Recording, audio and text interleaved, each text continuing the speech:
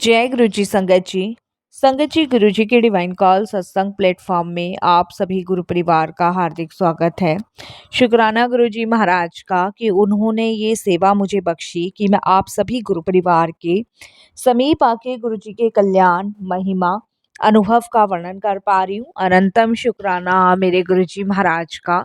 संगत जी, आज का जो सत्संग मैं आपके साथ शेयर कर रही हूँ मेघा आंटी का है। बहुत ही प्यारा सत्संग है, ब्लेसिंगफुल सत्संग है। ये सत्संग हमें मेल के माध्यम से प्राप्त हुआ है। सभी गुरु परिवार से हाथ जोड़ के विनती है, सत्संग को अंत तक सुने, ध्यान से सुने, पूरा सुने, बीच में सत्संग को बिल्कुल भी ना छोड़े। संगत जी, जैसे कि मैं हर सत्संग में आप सभी से रिक्वेस्ट करती हूँ कि सत्संग ही एक ऐसा माध्यम है जो कि न जाने हमारे कितने सारे सवालों के जवाब देता है और कितने सारे दुख दर्द कष्टों से हमें मुक्ति दिलाता है।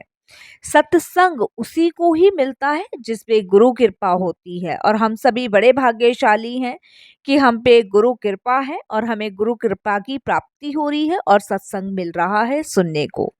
संगत जी, यकीनन हम सभी बहुत भाग्यशाली हैं कि हमें पूर्ण गुरु की प्राप्ति हुई है। पूर्ण गुरु की प्राप्ति हमें जब होती है संगत जी, जब हमारे पिछले कर्मों में से कोई अंकुर फूटता है और हमारे कर्म कुछ अच्छे होते हैं जिनका फल हमें पूर्ण गुरु की प्राप्ति में प्राप्त होता है। तो हम सभी बहुत भाग्यशाली हैं कि हम गुरु जी की शरण में हैं और गुरु जी के चरणों से जुड़े हुए हैं। गुरु जी की ब्लेसिंग्स हमें हर पल मिल रही है, पल पल वो हमारे संग हैं, पल पल हर पल हमें ब्लेस कर रहे हैं, अंग संग रह के अपनी कृपा दृष्टि हम पर डाल रहे हैं और हमें अपनी छत्र छाया में सुरक्षित रखते हैं। तो संगत जी, इसीलिए ऐसे गुरु को बारंबार प्रणाम करती हूँ और बारंबार शुक्राना करती हूँ गुरु जी का। और गुरु जी महाराज को दीपावली की बहुत ढेर सारी शुभकामनाएं देती हूँ और मेरी प्यारी साथ संगत जी को भी। संगत जी, इसीलिए मैं हर सत्संग में आप सभी से रिक्वेस्ट करती हूँ, आज का सत्संग बहुत खास है, बहुत प्यारा है। और संगत जी, आज के सत्संग में गुरु जी की अपार ब्लेसिंग्स होगी, इसलिए इसे ध्यान से सुनिएगा, अंत तक सुनिएगा और गुरु जी की ब्लेसिंग्स प्राप्त कीजिएगा। पता नहीं सत्संग के माध्यम से गुरु जी ने कौन सा कष्ट काटना हो, कौन सी कृपा करनी हो, कौन सी ब्लेसिंग्स गुरु जी दे, ये गुरु जी जाने, गुरु जी की लीला है। संगत जी, अगर आप भी अपने सत्संग अनुभव हम सभी के साथ शेयर करना चाहते हैं तो हिंदी में साफ राइटिंग में अपना सत्संग लिख कर हमारी जीमेल आईडी पर सेंड कर सकते हैं, ताकि आपके द्वारा सुनाए गए सत्संग से जो भी गुरुजी महाराज की नई जुड़ने वाली संगत होगी उन्हें गुरुजी के कल्याण महिमा अनुभव के बारे में ज्यादा से ज्यादा पता चलेगा। सत्संग अगर आपको पसंद आए तो आप इसको लाइक कीजिए, सब्सक्राइब कीजिए, ज्यादा से ज्यादा संगत में शेयर कीजिएगा, बेल आइकन दबाना बिल्कुल नहीं भूलिएगा। जब भी कोई लेटेस्ट सत्संग आएगा उसका नोटिफिकेशन आपके पास आएगा। तो चलिए चलते हैं संगत जी गुरु जी महाराज के सत्संग की ओर। सत्संग शुरू करने से पहले करते हैं गुरु जी का मंत्र जाप। ओम नमः शिवाय, शिव जी सदा सहाय। ओम नमः शिवाय, गुरु जी सदा सहाय। जय गुरु जी संगत जी। संगत जी, मेरा नाम मेघा है। मैं गुरु जी का कोटि कोटि शुक्राना करती हूँ और प्यारी गुरु जी की साथ संगत जी का भी। संगत जी, सबसे पहले मैं गुरु जी को दीपावली की शुभकामनाएं दूंगी और साथ संगत जी को भी शुभकामनाएं दूंगी और सत्संग शुरू करने से पहले गुरु जी का पवित्र मंत्र जाप करूंगी। ओम नमः शिवाय, शिव जी सदा सहाय। ओम नमः शिवाय, गुरु जी सदा सहाय। संगत जी, वैसे तो गुरु जी के साथ हमारी जर्नी जन्म जन्मांतरों की है, लेकिन अगर मैं इस जन्म की बात करूं तो संगत जी, मैं गुरुजी से 2014 में जुड़ी थी और संगत जी मैं नहीं जुड़ी थी, गुरुजी ने खुद मुझे जोड़ा था। संगत जी, वैसे तो गुरुजी कोई ना कोई जरिया बनाते ही हैं हमें अपने पास बुलाने का। तो मेरा जो जरिया गुरुजी महाराज ने बनाया वो खुराना अंकल के थ्रू बनाया। तो मैं खुराना अंकल का भी बहुत बहुत शुक्राना करती हूँ।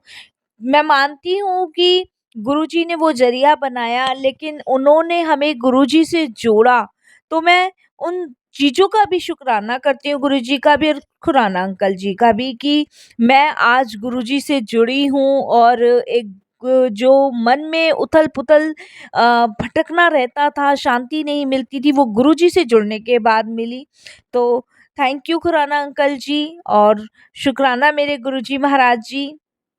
संगत जी, मैं आपको बता दूं कि मैं साईं बाबा की बहुत बड़ी भक्त थी।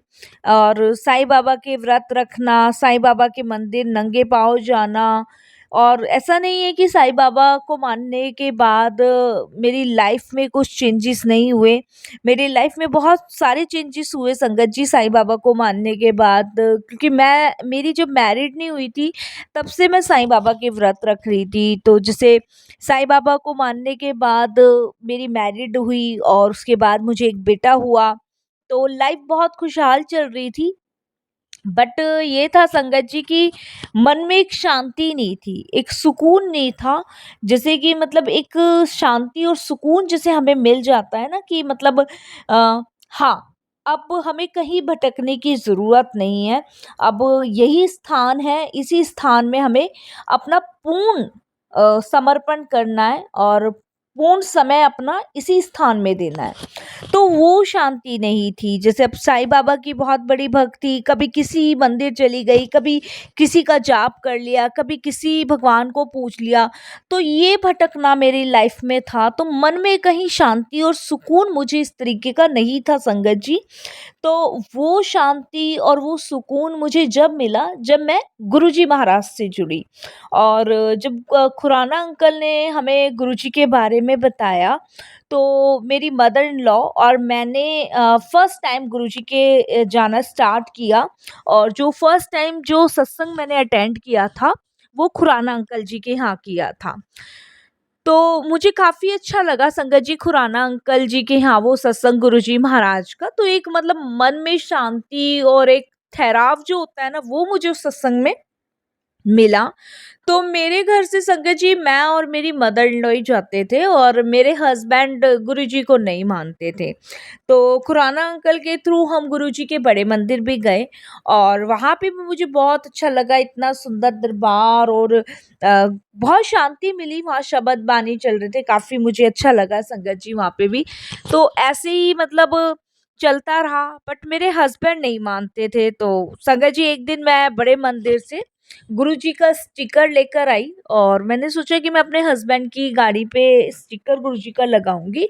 बट मेरे हस्बैंड ने गुरुजी का स्टिकर नहीं लगवाया, और ठीक है कोई नहीं, उन्होंने नहीं लगवाया। तो मैंने ये सोचा कि शायद अभी इनका बुलावा नहीं आया है, और शायद गुरुजी अभी इन्हें जोड़ना नहीं चाहते। पर मैं गुरुजी से मन ही मन अरदास करती थी कि गुरुजी आप इनको भी जोड़ लो।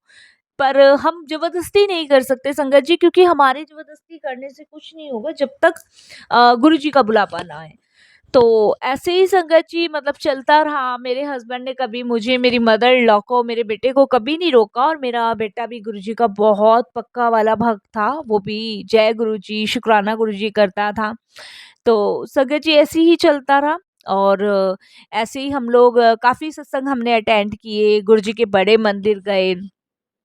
तो काफ़ी संगत जी उस टाइम पे मतलब हम लोग गुरुजी को समर्पित कर चुके थे। तो बाकी मुझे पूरा विश्वास था कि एक ना एक दिन गुरुजी मेरे हस्बैंड को भी जोड़ेंगे। तो इस तरीके से संगत जी हम चलता रहा।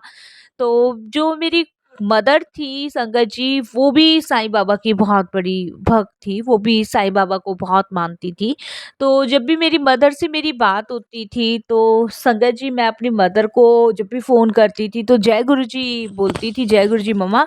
तो मेरी मदर हमेशा यही बोलती थी, ओम साईं राम। तो मैं अपनी मदर को ये कहती थी कि मम्मा ओम साईं राम बोलो या जय गुरु जी बोलो, एक ही है, बट आप जय गुरु जी भी बोला करो। तो मेरी मदर मुझे ये कहती थी कि नहीं नहीं, मैं जय गुरु जी नहीं बोलूंगी, मैं ओम साईं राम ही बोलूंगी। तो ठीक है, मैंने उनको भी ज्यादा फोर्स नहीं किया, और ठीक है संगत जी, मेरे कहने पे वहां पे गुरु जी का एक स्वरूप लग गया था मेरे मायके में। पर उन्होंने मुझे क्लियरली कह दिया था कि मैं गुरुजी को नहीं मानूंगी। तो ठीक है संगत जी, कोई ज़बरदस्ती हम नहीं कर सकते। तो संगत जी ऐसे ही चलता रहा, और ऐसे ही मेरा अटैचमेंट गुरुजी के पास ज़्यादा बढ़ता गया और मेरे हस्बैंड का उस टाइम संगत जी शायद बुलावा नहीं था। तो संगत जी हमारे फरीदाबाद में गुरुजी का बहुत बड़ा सत्संग था, बहुत बड़ा सत्संग था।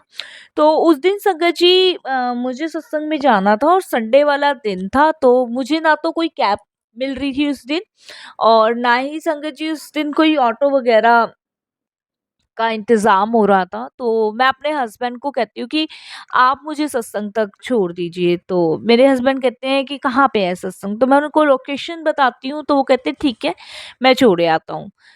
तो संगत जी मेरे हस्बैंड मेरे को, मेरी मदर इन लॉ को और मेरे बेटे को लेके गुरुजी के सत्संग के पास गए छोड़ने के लिए।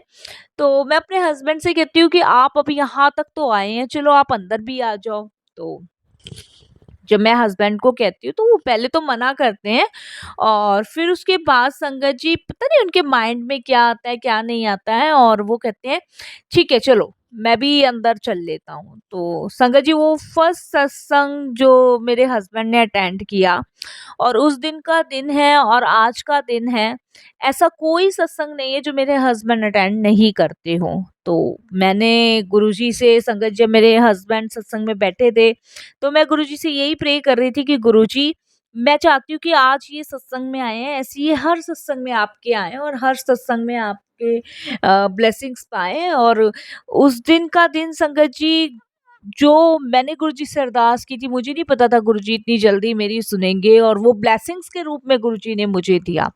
और आज तक का दिन है संगत जी मेरे हस्बैंड कहीं भी सत्संग होता है उसको अटेंड ज़रूर करते हैं संगत जी। वो सत्संग बिल्कुल नहीं छोड़ते, फरीदाबाद में चाहे सत्संग कहीं भी हो, उन्हें अटेंड करना ही करना है। तो मेरे से ज़्यादा कहीं कनेक्टिविटी मेरे हस्बैंड की गुरुजी से हुई। तो संगत जी वो कहते हैं ना कि गुरुजी ने जब जोड़ना होता है ना तो वो कैसे भी जोड़ लेते हैं। तो ऐसे ही संगत जी मेरे हस्बैंड गुरुजी महाराज से जुड़े और सबसे ज़्यादा शुक्राना मैं गुरुजी का तब करती हूँ जब गुरुजी ने मेरी मदर को नई लाइफ ब्लेस करी। वाक़ई में संगत जी मैंने अपनी लाइफ में नहीं सोचा था कि ऐसा भी हम लोगों के साथ होगा और गुरुजी नया जीवन मेरी मदर को देंगे। और संगत जी ये जो मैं सत्संग आपके साथ शेयर कर रही हूँ, ये संगत जी 16 का है, 2016 का। तो संगत जी मई-जून के महीने की जब छुट्टियाँ पड़ती हैं, तो मैं अपने मायके ज़रूर जाती हूँ अपने बेटे के साथ। तो मैं मई-जून की छुट्टियों में अपने मायके गई हुई थी अपने बेटे के साथ। तो संगत जी जैसे कि मतलब जब मैं छुट्टियों में अपने बेटे के साथ अपने मायके गई थी, तो मेरा जो मायका है वो नोएडा में है संगत जी। तो जैसे हम लोग खाना खा लेते हैं तो खाना करने के बाद वॉक करते हैं। तो संगत जी उस दिन मैं, मेरी मदर, मेरे फादर और मेरे ब्रदर ने हम सभी ने खाना खाया और खाना खाने के बाद मैंने पापा को भी बोला और भाई को भी बोला तो उन्होंने मना कर दिया। तो फिर मेरा भी थोड़ा-सा मन ऐसे ही हुआ, मैंने कहा मम्मा आज रहने देते हैं वॉक करने। तो मेरा बेटा रोने लग गया कि नहीं नानी हम लोग वॉक के लिए चलेंगे, मम्मा आप भी चलो। तो जब वो ज़्यादा ज़िद करने लगा तो संगत जी मैंने कहा चलो ठीक है कोई बात नहीं। तो उस समय संगत जी लाइट की थोड़ी-सी प्रॉब्लम चल रही थी, जैसे गलियों में लाइटें लगी होती है तो उस टाइम बहुत ज़्यादा प्रॉब्लम थी। तो गली में पूरे में अंधेरा-अंधेरा था। तो मैं अपने बेटे को कहने लगी देखो बाहर गली में बहुत अंधेरा भी है और सड़क भी ऊबड़-खाबड़ है, चोट वगैरह लग जाएगी। तो मेरा बेटा कहता है कि कुछ नहीं होगा मम्मा चलो। वो बहुत ज़िद करने लगा, रोने लगा। तो फिर मेरी मदर मुझे कहती है कि चलो कोई बात नहीं, मेघा अगर ये कह रहा है चलने के लिए तो चलो चलते हैं, बस थोड़ी दूर चलते हैं और बाहर चौराहे पे आइसक्रीम वाला होगा वहाँ से आइसक्रीम लेकर आ जाएँगे। तो मदर कहने लगी तो मैंने कहा ठीक है, बट मैंने नहीं सोचा था संगत जी कि ऐसा कुछ होगा या ऐसी अनहोनी हो जाएगी, मैंने ऐसा कुछ नहीं सोचा था। तो संगत जी मैं, मेरी मदर और मेरा बेटा जब चलने लगे तो ऐसे ही हमने कहा कि एक राउंड लगा कर आते हैं, तो हम राउंड लगाने के लिए निकले। तो संगत जी सड़क जो था ऊबड़-खाबड़ था, तो मेरी जो मदर थी उन्होंने मेरे बेटे को पकड़ रखा था और मैं आगे वॉक कर रही थी। तो मैं अपनी मम्मा को एकदम से बोलती कि मम्मा इसको रवि को सँभाल लेना और इसको आगे ब्रेकर है, इसको आराम से क्रॉस कराना और संभल के, ऊबड़-खाबड़ रास्ता है, पतली सड़क है तो कहीं फिसल ना जाना। तो संगत जी मैं वॉक करती रही और एकदम से मुझे बहुत तेज़ चिल्लाने की आवाज़ आती है कि मेघा मैं तो गई। तो मैं संगत जी एकदम से पीछे 10 कदम होकर देखती हूँ, तो मैं क्या देखती हूँ कि मेरी जो मदर है वो मुँह के बल सड़क पे गिरी हुई है उस ब्रेकर पे। और जब मैं फ़ोन की टॉर्च जलाती हूँ तो चारों तरफ संगत जी ब्लड ही ब्लड गिरा हुआ होता है। और मदर के सारे कपड़े वगैरह सने होते हैं और संगत जी सारा जगह खून ही खून। मैं एकदम से घबरा जाती हूँ। मेरी जो मदर की नाक का साइड का हिस्सा था वो एकदम से फट गया और संगत जी इसमें से बहुत ब्लड निकल रहा था। मैं अपने फादर को कॉल करती हूँ, अपने हस्बैंड को कॉल करती हूँ और संगत जी उस टाइम वो लोग मुझसे लोकेशन मांगते हैं, मैं उनको बताती हूँ, फटाफट से आते हैं और संगत जी फटाफट से हम अपनी मदर को लेके हॉस्पिटल जाते हैं। और हॉस्पिटल जब हम एडमिट कराते हैं तो डॉक्टर एकदम से बोलते हैं कि बहुत ज़्यादा गहरा घाव है, इस पे स्टिचेस आएंगे। तो हमने कहा ठीक है आप लगा दो। तो संगत जी जब डॉक्टर्स ने स्टिचेस के लिए बोला तो जो अंदर का मांस था वो फट चुका था। तो डॉक्टर्स ने कहा कि जो नाक का आधा पार्ट है वो काटना पड़ेगा। तो संगत जी अब नाक का आधा पार्ट अगर कट जाता तो फेस सारा खराब हो जाता मदर का मेरी। तो हमने कहा नहीं नहीं ये तो पॉसिबल नहीं है और फेस सारा का सारा खराब हो जाएगा क्योंकि नाक का आधा हिस्सा बिल्कुल डैमेज हो गया था और डॉक्टर ने कहा ये हटाना ही पड़ेगा क्योंकि नाक बिल्कुल संगत जी टूट चुकी थी, पूरी तरीके से टूटी। वो कैसे टूटी क्या हुआ ये तो संगत जी ईश्वर जाने। वो कहते हैं ना कि हमारे कुछ ऐसे कर्म होते हैं जो सामने आते हैं, तो ये तो परमात्मा जाने। लेकिन डॉक्टर्स का कहना यही था कि ऑपरेशन करके स्टिचेस नहीं आएंगे और ये हटानी पड़ेगी नाक क्योंकि पूरी तरीके से डैमेज हो चुकी है, टूट चुकी है। तो संगत जी अब फेस पे नाक नहीं रहेगी तो आप भी जानते कि फेस कैसा रहेगा। तो हम लोग बहुत टेंशन में थे, परेशान थे। तो संगत जी इतने में मैं अपने मामा को फ़ोन करती हूँ और मेरे मामा संगत जी आते हैं। और जब मैं अपने मामा को ये सारी चीज़ें बताती हूँ कि ऐसे-ऐसे डॉक्टर्स कह रहे हैं, तो मेरे मामा एकदम से डॉक्टर्स को गुस्सा करने लग जाते हैं कि नहीं-नहीं ऐसे नहीं होगा। और क्योंकि संगत जी कोई भी अपने फेस को बिगड़ता हुआ बर्दाश्त नहीं कर सकता, चाहे उम्र ज़्यादा हो या कम हो। तो मेरे मामा उस समय इतने अग्रेसिव हो गए और उस समय संगत जी उनको शांत किया। शांत करने के बाद संगत जी मैं मन ही मन गुरुजी से प्रार्थना करने लगी। मैंने कहा गुरुजी कुछ भी आप ऐसा करो, कुछ भी करो कि इनका जो है ऑपरेशन ना हो, नाक ना कटे। गुरुजी आप सिर्फ़ ऐसे ही कुछ भी करो, कृपा करो, लीला करो, जो भी आपको करना है गुरुजी करो। तो संगत जी इतने में एक डॉक्टर्स आते हैं और जहाँ पे जो दूसरे डॉक्टर दिख रहे थे वो एक डॉक्टर और आते हैं। तो वो डॉक्टर डॉक्टर की आपस में बात होती है, हमें नहीं पता वो डॉक्टर कहाँ से आए कैसे आए। तो वो जो पहले वाले डॉक्टर देख रहे थे उनकी ड्यूटी खत्म हो जाती है और वो फाइल उनको दे देते हैं। तो जब उनके पास मेरे मदर की फ़ाइल जाती है, वो फ़ाइल को चेक करते हैं और मेरी मदर को देखने के लिए जाते हैं। तो वो कहते हैं कि इसमें स्टिचेस लगेंगे और नाक काटने की ज़रूरत नहीं पड़ेगी और बस ये है कि आपको देखभाल ज़्यादा दिन तक के लिए करनी पड़ेगी और स्टिचेस बहुत ज़्यादा आएँगे।